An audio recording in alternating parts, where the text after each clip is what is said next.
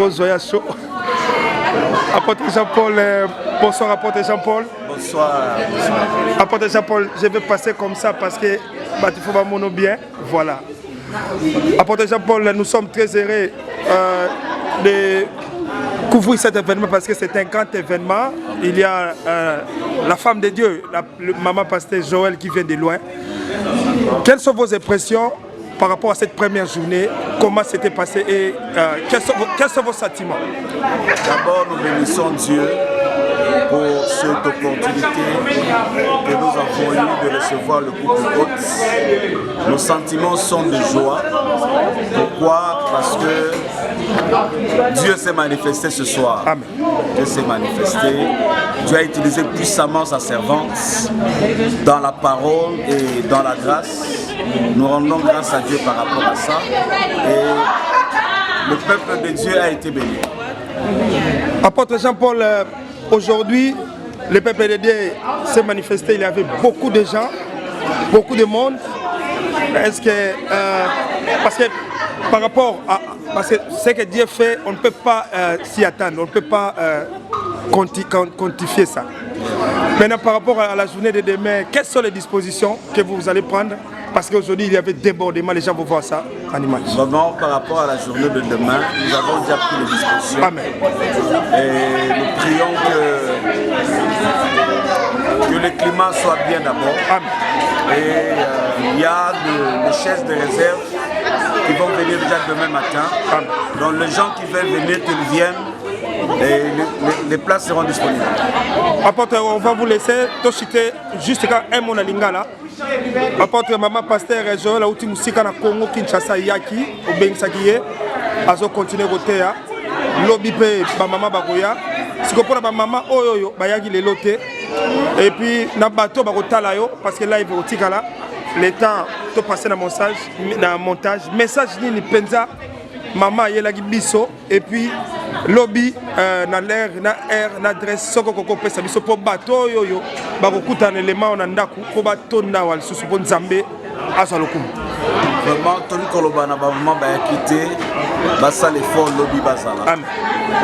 Pour bénéficier de la grâce au Moussala Nzamba Tambona. Et les lots, vraiment, Nzamba Sali Moussali Naï Makas. Amen. Et bah, message, service, message Nzamba Sali, il y avait des délivrances. Et Nzamba Sali Mamba Milène. Lobby, bah, maman, Baya Ibele. Et Nzambe Akomoun Sama Isusu. Et ici, on a lobby dimanche, Tokobanda partir il y a 10h. 10h. 10h, pour aussi ça partir il y a 12h. Ok. Donc, tout ça, il y a vraiment, surtout, tout comme avant, pour avoir place à Liboso. Oui. Merci beaucoup. Merci apôtre Jean-Paul, que Dieu vous bénisse. Merci. Voilà, c'était l'apôtre Jean-Paul Mankambou de l'église Glory of Tabé.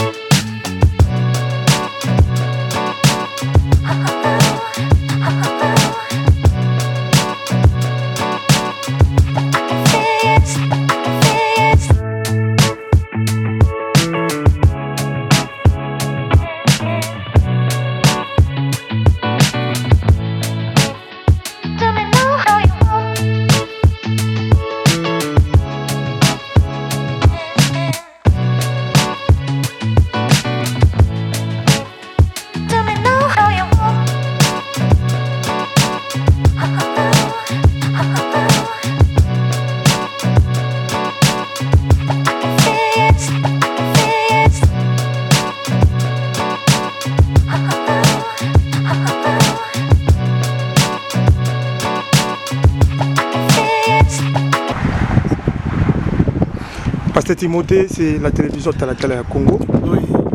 Les gens ont quitté, ils ont laissé leur occupation, ils sont venus écouter votre Dieu. Et seulement si vous pouvez me dire qu'est-ce qu'ils vont de retour recevoir de la part de votre Dieu. D'abord, la première chose qu'on cherche et qu'on reçoit de Dieu, c'est d'abord la vie éternelle. C'est le salut de nos âmes, l'éternité, l'immortalité.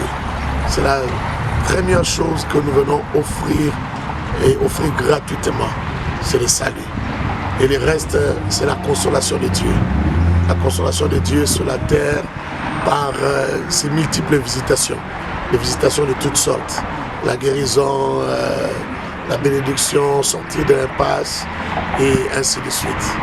Merci beaucoup. Merci. Maman Joël, vous avez un mot? Non, mon mari a tout dit. Le Saint-Esprit est le maître des assises et donc par sa grâce, ça va bien se passer. Merci. Merci.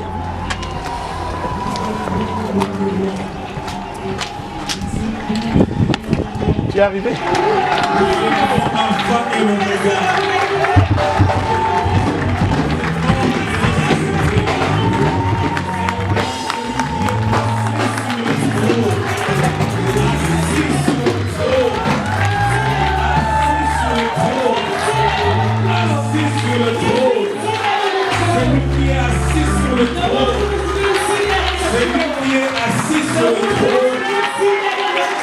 J'aimerais que nous puissions le chanter. Assis sur le trône.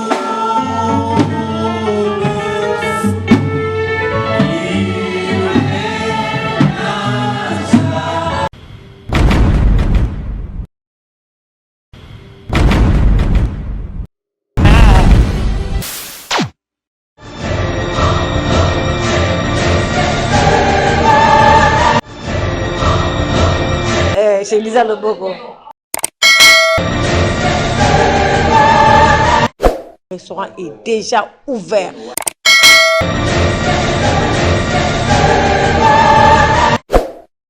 Chez Lisa Loboko.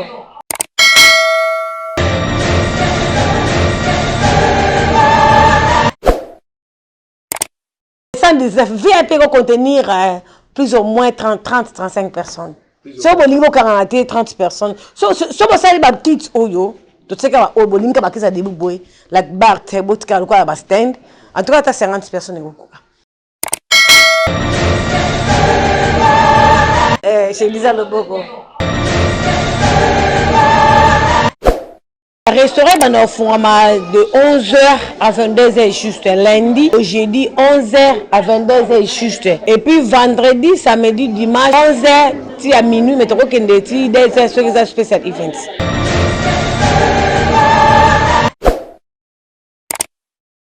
Chez Lisa Loboko.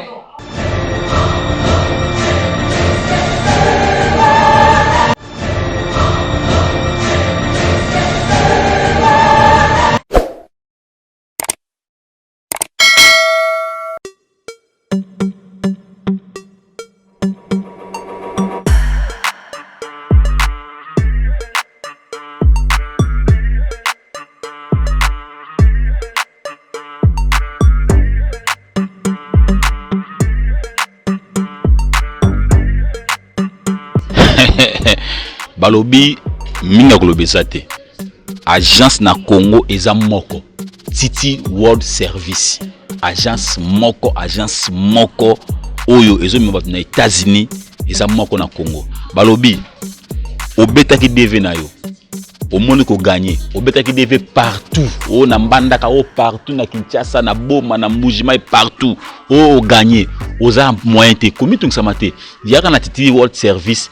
Awa nde tokopesa makambo awa tokozwa en charge awa tokozwa yo en charge ozana bana ozana mwasi oza famille mobimbo ozana mbongo te yaka apatiti akozwa en charge ti awa na États-Unis et soki wana te na Titi World Service tozana système ya obeti DV na yo o gagner oye okome États-Unis na États-Unis awa ndako ezali musala tokopesa yo tokolanda de sature zo mukanda obane musalo dalebon minga koloba ezate pour Titi World Service.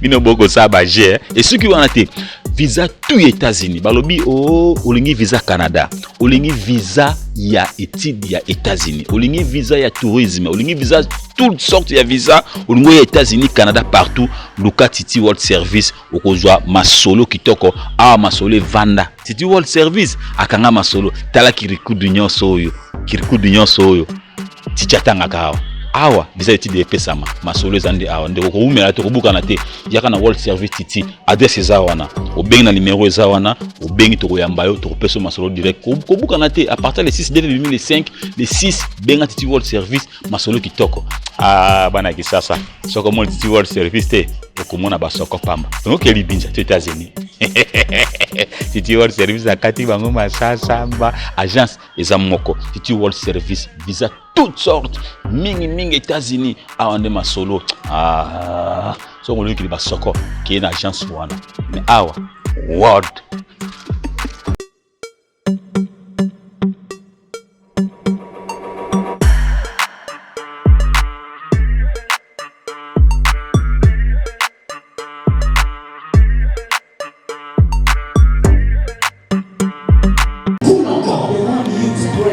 à cause de la première flèche. Il n'y aura pas de mort au nom de Jésus. Autant je déclare sur le couple, je déclare aussi sur ta famille. Au nom de Jésus, vous n'enterrerez pas d'enfants. Vous n'enterrerez pas d'enfants. Tout le monde amène si c'est toi. Il n'y aura pas d'enfants morts. Ce sont des petits enfants qui vont t'enterrer.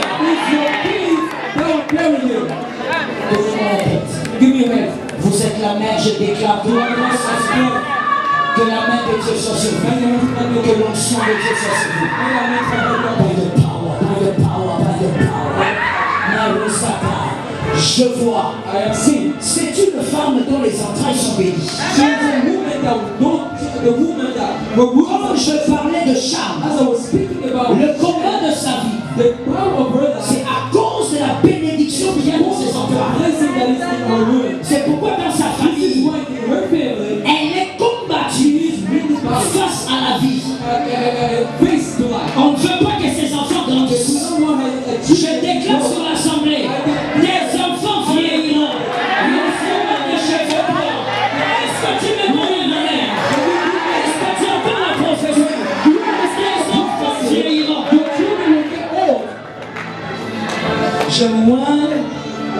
Je mets l'onction sur la tête de l'homme. Et je déclare, puisqu'il est le chef.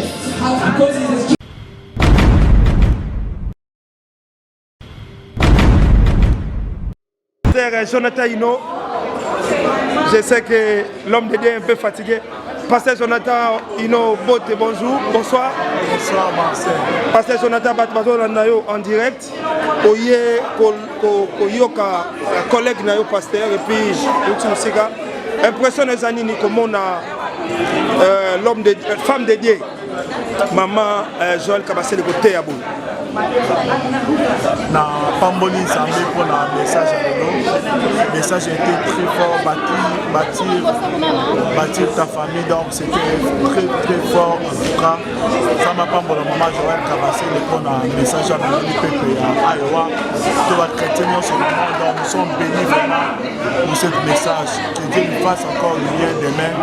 Les autres s'ensemble pour la Merci beaucoup, Pasteur Jonathan. C'est à moi de vous remercier. On se voit demain. Demain. Voilà, nous rappelons que demain, le programme est un peu à Missa. Il y a toujours un programme à Missa. Il doit partir à 7h. La couple a cabassé, donc soyez nombreux pour vivre à la même vie. Donc après Awa, toqué Missa. Après Awa, Missa. Voilà, Boya Lobby, à 17h, après Awa. Nous avons Pambola. Tous sommes l'apôtre Talam Nae, maestro Franck Kaibadi, bonsoir mon frère.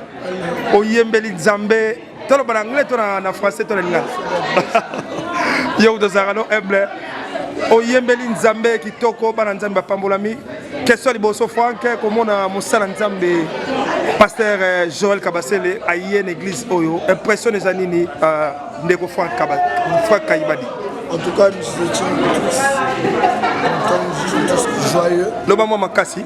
En tout cas, tous les scènes, nous avons tous les scènes Makassi. Tout le monde a moussé, il a entendu et le service était très bien passé. Jason, il est là la caméra. Si le programme est andé, suite à programme, parce que to balouange boye kaka awawa puis au mza kosala nzambe kitoko makasi suite à programme eza ndeni ka bomeli surprise lobby trop parler sur ça demain de partout où vous êtes s'il vous plaît je lance l'invitation faites tous vos efforts d'être là déjà plus tard 10h pour soyez retard on va te moi était plein salami lelo soyez retard on va te voilà lobby à 10h lobby à 10h président François Sepela na makambo zoloba tala maman qui clean bonsoir président François Zolanda maman qui clean maman Tei mobali no pas Zolanda direct bonsoir comment on a mosala nzambe ruta musika ko ya koteya awa impression eza nini tokumisi nzambe mpona déplacement na ye topambolami à travers mateya na ye kobati un plus et bon pour la président François bozotala le baro azanga te lobi azanga taza fatigué te la musala nzambe apesi makasa ya prière. Amen.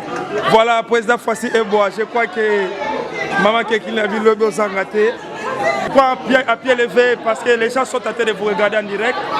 On attendait que vous terminiez le communiqué de l'église. Général Carly, comment allez-vous? Grâce sur grâce.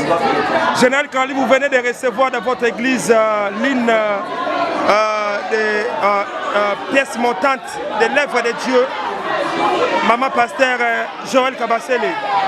Quels sont vos sentiments lorsque vous recevez dans cette église une grande femme de Dieu comme elle? Et avec ce thème femme baptiseuse. C'est la bénédiction. Nous n'avons qu'à dire merci Jésus-Christ.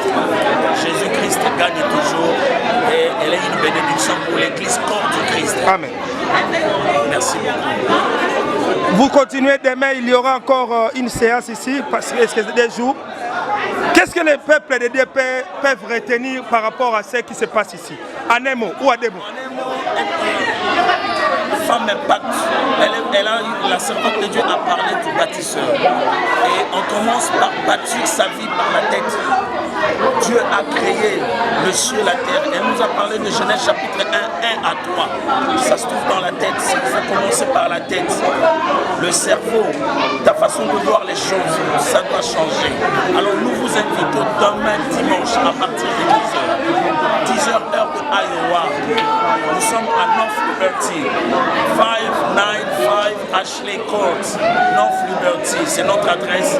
Venez demain à partir de 10h. Que Dieu vous bénisse. Merci Général Carly. Oh, que Dieu vous bénisse.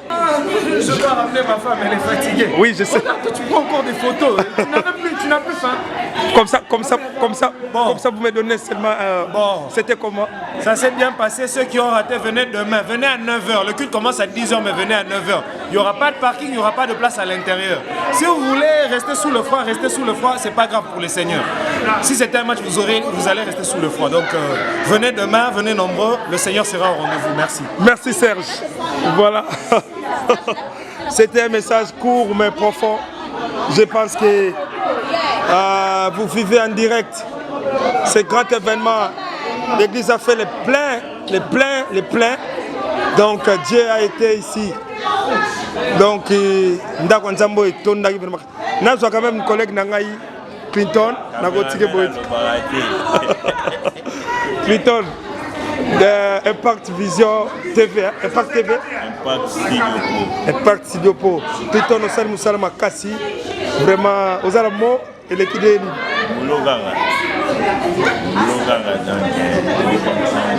Moussala, lobby les sous recharger ma batterie pour pomper les sous lobby.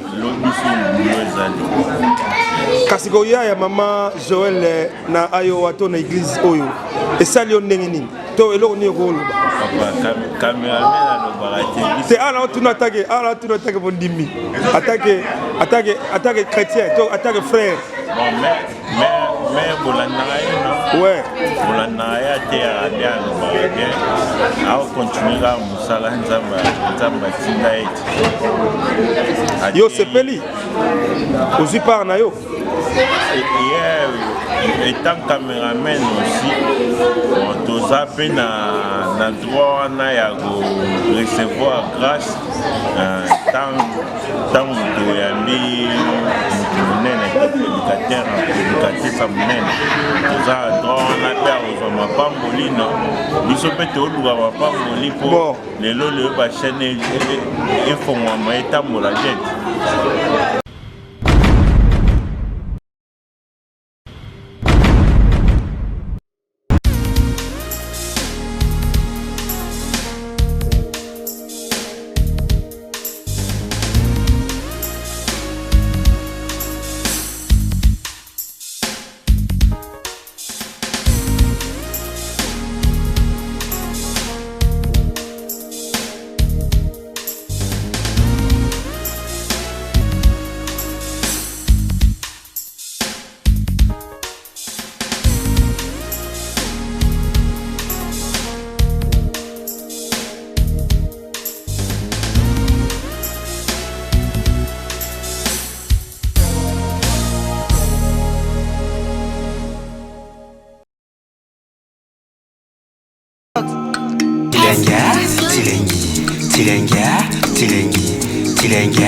Tilengi. 1, 2, 3, 4.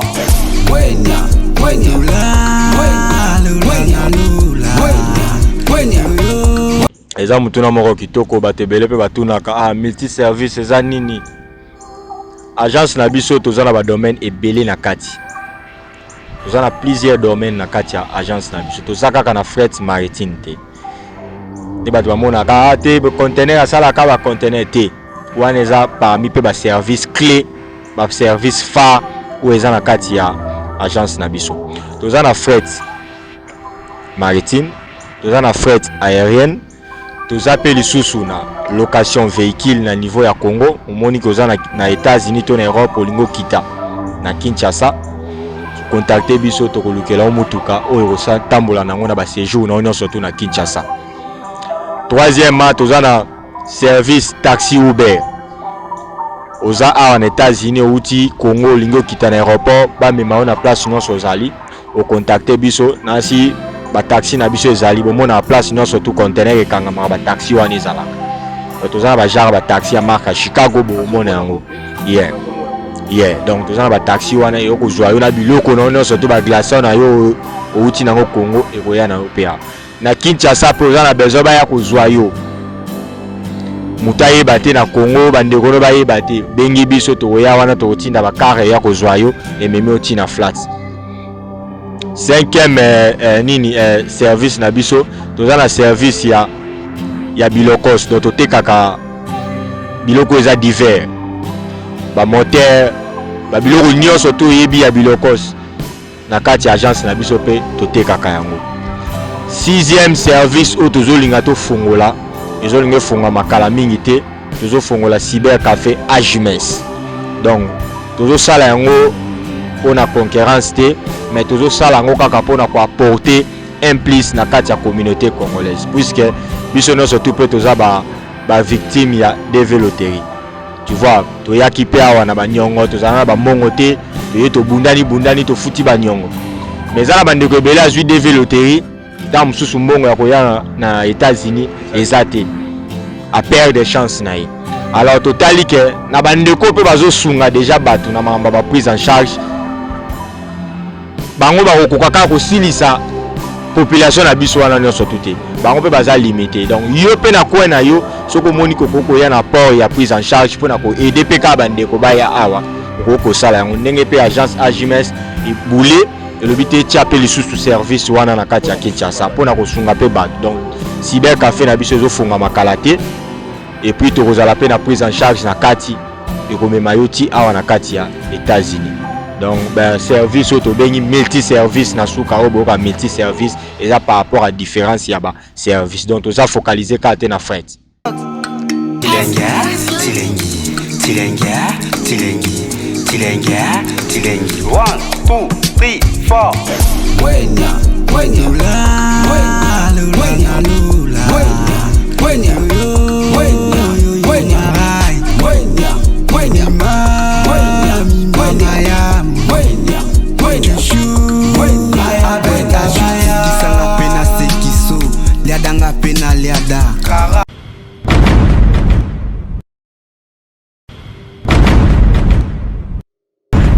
savoir télévision Talatala ya Congo. Ba chaîne na bino mibale yango eye hein bande ko boko landa biso en tout cas. Merci mingi parce que musala ne bandi. Talatala ya Congo toza wana pona ko sepelisa bino. Yo mutu na besoin to ya ko couvrir mariage na yo, to ya ko couvrir collation de grades académiques na yo, to ya ko couvrir ba obsèque, to ya lisusu na pona ba sports, émission na yo sur YouTube, contactez biso na Talatala ya Congo. Ba numéro yango ezali. Ah na Kinshasa numéro ya Talatala yango yo. Na États-Unis d'Amérique pe numéro yango wana kuna bokozwa cordon Marcel Bangali ba biloko nyonso oyo ya kitoko bozango na États-Unis bozana posa ana kinto monango bo contacter ye biso pe awa bozana posa biloko na bino yeba na États-Unis bo contacter biso Talatala Congo to kosa busa kitoko bolinga biso te bolingi biso te te bolinga biso po musala ezo salema kitoko o wapi Talatala Congo tout savoir télévision en tout cas toza wana pona bino avec un coût vraiment très moins cher.